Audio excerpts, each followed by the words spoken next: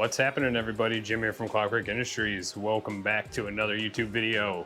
Today's going to be another video in the shop vlog series, and as you can see, we got the new Rode Go wireless mic setup. Game changer for what I'm trying to do here. Before, where you have the camera here, I got it on top of my toolbox. I had the cable come down to the lapel mic. It was a Rode lapel mic. It's a pretty good mic. It would cancel out quite a lot of noise that's in the shop, and pretty decent audio quality for what I'm doing here. And the cable that's attached to the mic is only about 3 feet. So like I had from here to where the camera is on the toolbox, and it was almost extending straight out to it. So I had an extension cable I bought. It was like a 15 footer or something like that. So it was obnoxiously long. It would help for longer range shots, but just a pain in the ass to wrangle up and keep it in control while I'm trying to do things, and it would get tangled around the tools that I have sitting here.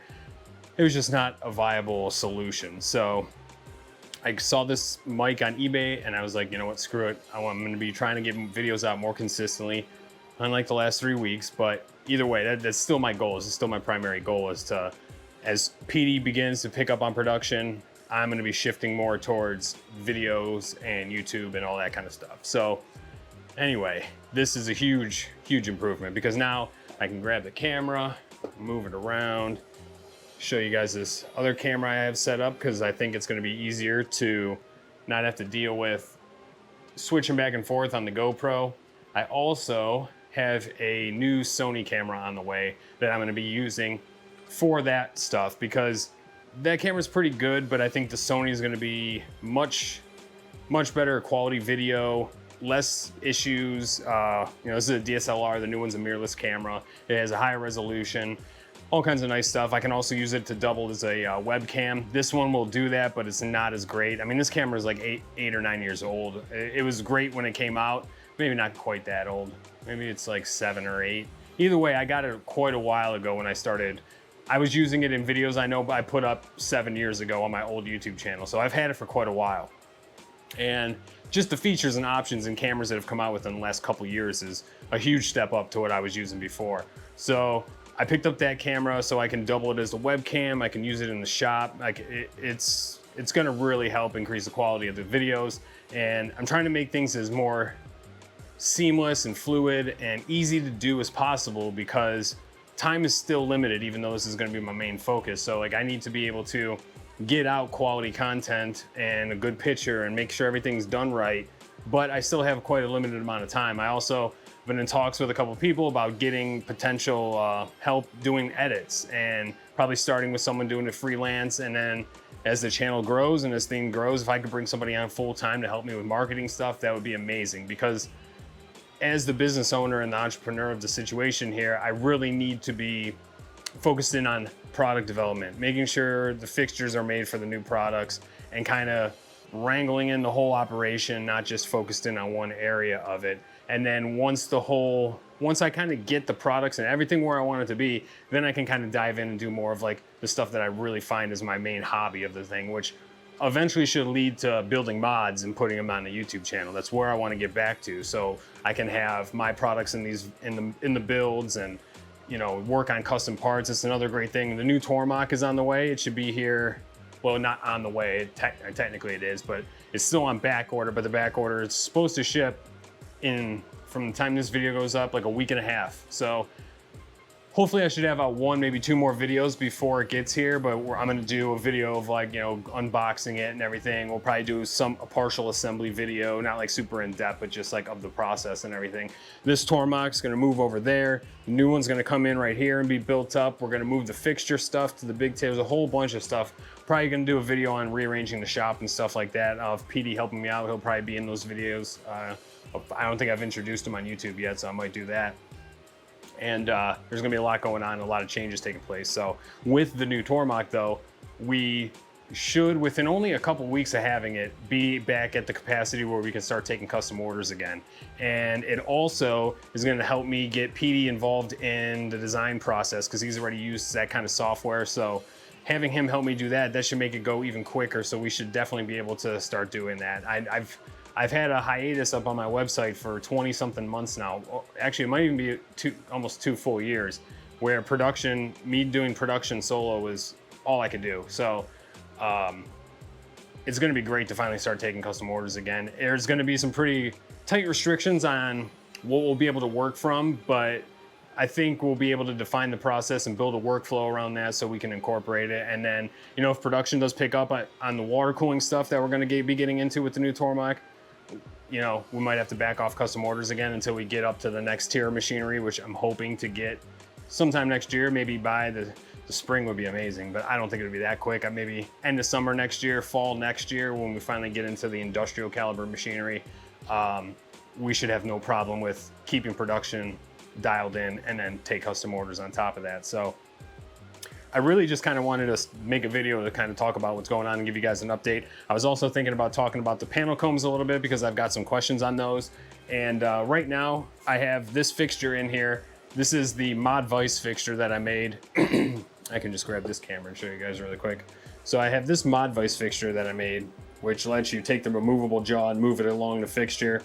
And it works great. I really like the mod Vise, but to me, it's more of like something you build up as a fixture and then you leave it set. Because adjusting it, you gotta take these screws out. It's not like a normal vise where you can just crank the dial. So if you're trying to do quick on and off parts, it's not as ideal unless your stock is always gonna be the same because you're dealing with the limited throw of the vise jaw that these screws can make. So it can only go so far, like your clamping distance. But it works for what we're doing right now, where we take a, let me go over here. I love being able to just walk around with the camera and everything. So I grab one of these open panel combs, and this isn't bolted in or anything right now, but I put these plastic parallels in there. So this surface is so important, and until they're anodized, they're very easily scratchable. So I basically put it in here, we line it up to the edge of the vise here, hit it with the Heimer, and once it's set, we can just keep swapping out the parts over and over again. Well, you're still doing one part at a time, and it gets super tedious. So, and I will show you that process kind of while I'm talking about this. I have this other camera, I'm gonna be doing some B-roll shots of the threading process and everything. So the goal is to have this only for emergencies and then start getting this fixture back into production, which is, we have new products that are gonna launch, a whole new product line and a whole pattern in the cable combs and everything that's gonna come when the new machine gets here. We're gonna hopefully be able to launch it, like, I'm shooting for the second week of October is the goal. So there will be, you've seen some of the one new product. It's on the Instagram. You can, if you look around on there, you can find it. It's a rewind comb, but I believe that's gonna now be the backtrack comb, where you have the cables come in and they make a tight curve back into the GPU. So you can route your cables under your GPU and then double them back over with a nice tight bend right back into the plug. It helps with your cable management. The new cable combs are gonna have the same hole pattern as that. And then the panel combs will also have the same hole pattern as that. And I believe I will be able to do an open version. So all the products will be within this same ecosystem of the same hole pattern and everything else. And then there'll just be an open version of it, which from the front will look identical. The only thing is, I do not think the backtrack combs will have the open option, unfortunately, because if I can come up with a way to do it, I'm gonna do it, but I just don't see a viable way to have the open end not being on the top. If I did an open version of that, the open version would have to be on the top, and then they would look like the older, uglier looking cable combs from when cable combs first came out, where it's like, you just see the little teeth of the comb poking through. I mean, it works, but when everything else looks super clean, it's gonna kind of throw off the vibe on the whole cable system. So the goal is to, when the new machine gets here, we're gonna launch all the new products. And then once the fixtures are done for those, that's my project for next week while PD's out of the shop. I'm probably gonna film some footage of that, is to get the panel combs on this threading fixture. I don't remember if I did a video on this before, but basically these bars, just trying to make sure you guys can see this. The new camera is gonna be very helpful for this kind of stuff. These bars are like a sub fixture on top of this fixture. So each one of these will be designed for the size panel comb.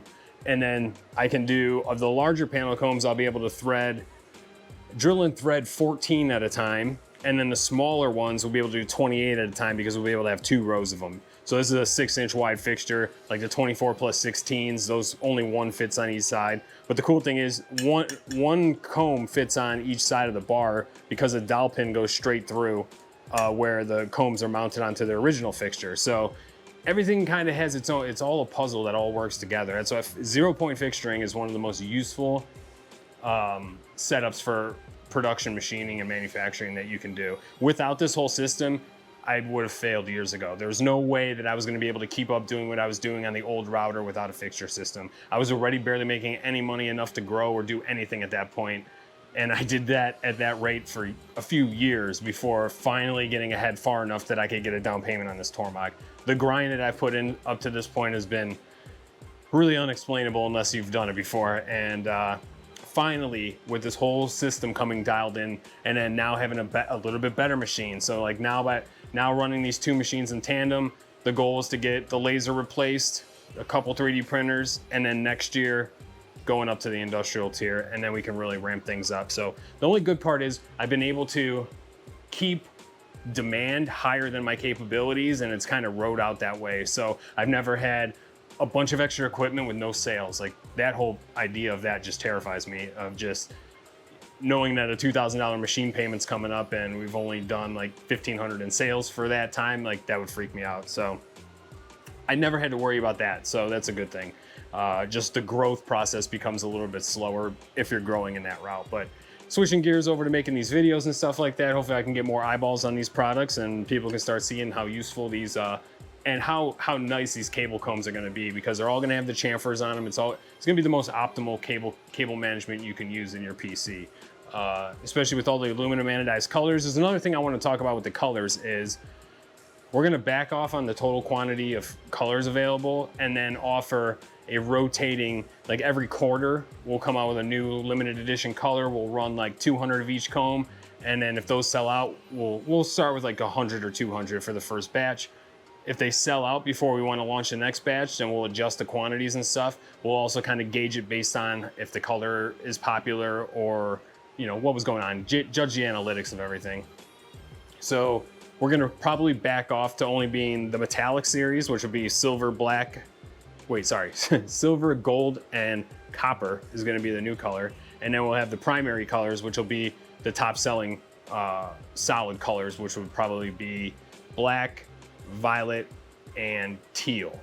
Lime green doesn't really get the same kind of, it's not in the same tier of popularity as those ones. So that kind of backs off. That gives me an extra tank to rotate a limited edition color. So like green, me and PD have talked about St. Patrick's Day, Q1 of the year, we launched a limited edition green batch. Then, you know, in the summertime, we can launch a red. And then in the fall, we can launch an orange and kind of do it like that. And then, hey, if some of those limited edition colors sell out super fast, then maybe we can think about replacing that with one of the other primary colors and just gauge it like that. So what I want to do now is go ahead and thread up one of these panel combs and show you guys how I'm doing it now, and you'll see how much more advantageous it's going to be to get it onto these fixtures. So we'll go ahead and get this set up and thread one up.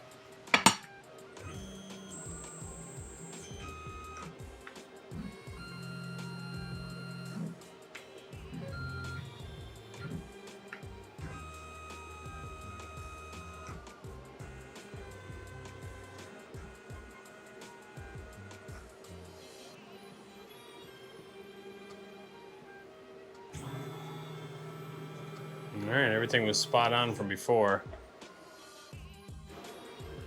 Okay, so the first thing we do is run this 1/8 inch cutter, and it'll drill in right about there, and then it runs the thread mill.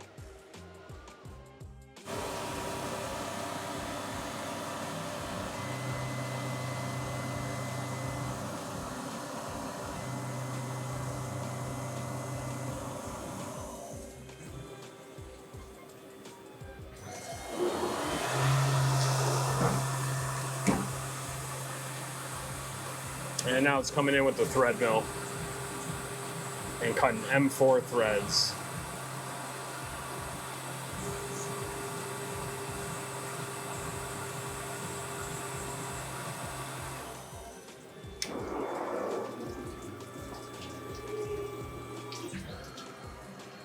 I programmed the manual code to come in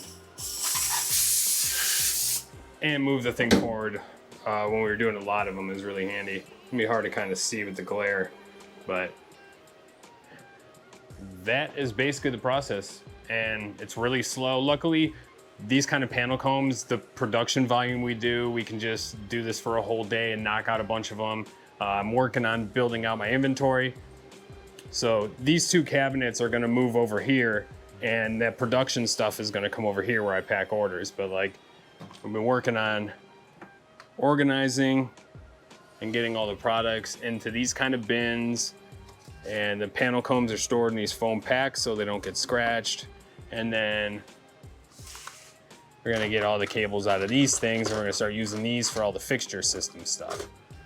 So that is the main goal for the next week and a half, is getting a bunch of fixtures done and preparing for the new machine to get here and build out our new production environment. And the center big table here is gonna be the manufacturing hub where the fixtures are made and the two machines are operated. I might even take this out of here, this whole system here, this toolbox will probably go onto the bench, and we're gonna set it up to make it where you can kind of reach all around the table, and it's more one big work area type thing.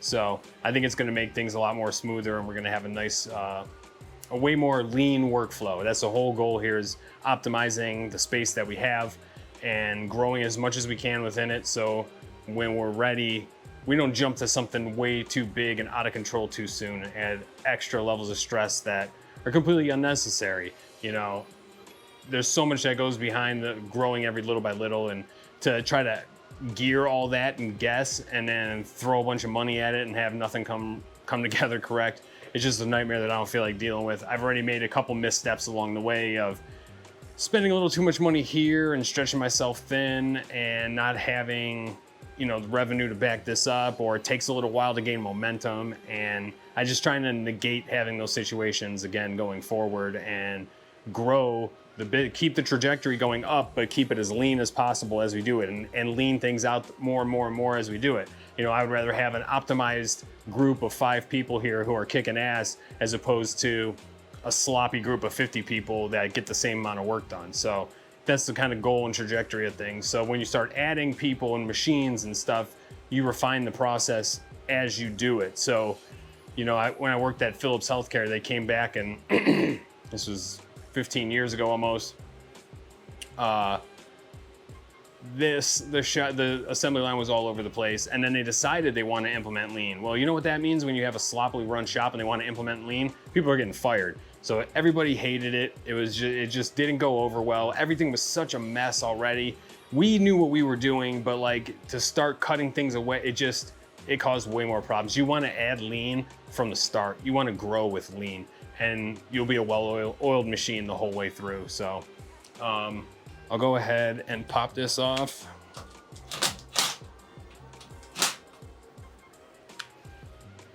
Wipe it down.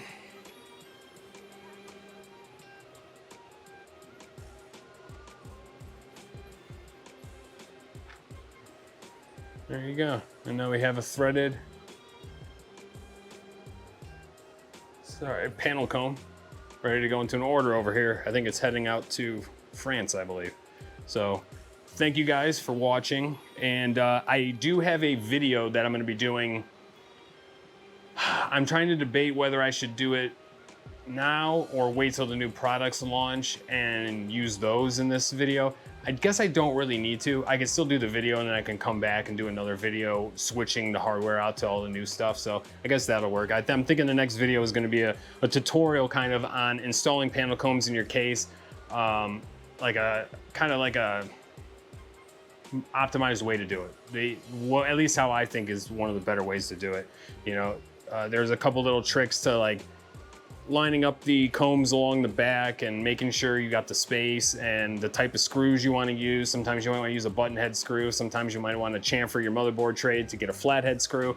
Depends on your clearance of the motherboard. So I kind of want to go more like a deep dive into actually routing and installing panel combs in your case. So that's why I built the Lorem Ipsum build. So I kind of have a product placement show build so I can kind of do tutorials and stuff. And when I do this panel comb video, I'm actually going to put that onto the website on all the panel comb products. So you can actually see them being installed and have a good idea of what it will look like when it's done and the process involved in getting there. Because it does require you to use some of your own tools. It does require you drilling the motherboard tray or whatever panel you're running them on and that kind of stuff. So I think that's going to be it for me today, guys. I'm glad to be doing another video. I really love this wireless mic. I'm really excited for the new camera to get here. I'm excited for the Tormach to get here. I'm excited to launch all the new products. The rest of this year is going to be awesome, and I'm really excited to share it with you guys. And I'm going to be planning on doing that with a lot more YouTube content, and I really promise I'm going to keep up on it. So, you know, occasionally I might miss a week, but I'm pretty sure over the next few weeks to a month, I might have someone helping me do some videos, and that's gonna really help streamline the process, because if that was the case right now, as I end this, it would be done and I'd be putting all the files up on the Google Drive, and then I'd be able to upload the video once it was edited. That's gonna cut out a huge time block of the day for me, because I'm not quite as efficient in Premiere Pro. I don't know all the tricks. There's people that could do a lot cooler edits and add a lot more things in a lot faster the time, and it becomes more of a thing where, well, if I just ran fixtures for the 4, 6, 8 hours that it takes me to edit the video, you know, it'd be cheaper to pay somebody who knows how to, you know, kick ass and do it in an hour, 2 hours even. So, yeah, either way, that's going to be it for this one, guys. Thank you for watching. I appreciate it. Please like, subscribe, and share, comment. Let me know. Give me some video ideas, too. I'm really excited to get the new machine in here, because it's going to, and opening up the door to custom orders, because custom orders is a great content producer. It gives me tons of ways to show you guys the software we're using, how we're programming these things, and I'm really excited to start making reservoirs and manifolds again. That's how this all started, was from custom manifolds. I started custom reservoirs and custom manifolds is how I started doing all this. So it's really going to be fun to revisit the roots of how the company started, and you start doing it again to continue to grow to the next phase. So anyways, that's going to be it for me before I ramble on for another 20 minutes. I'll see you guys in the next video. Take care.